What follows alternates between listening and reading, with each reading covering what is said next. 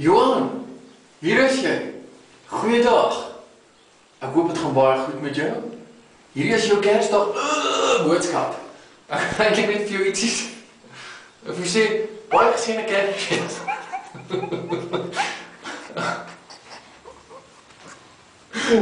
Baie geseënde Kersfees. Ons is baie lief vir jou en ons hoop jy het 'n ongelooflike tyd saam.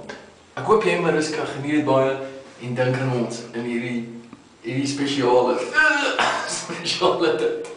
Hoop jy het baie geskenke gekry. Ek hoop jy weet ons is baie lief vir jou. Arrivederci, jou kanarie.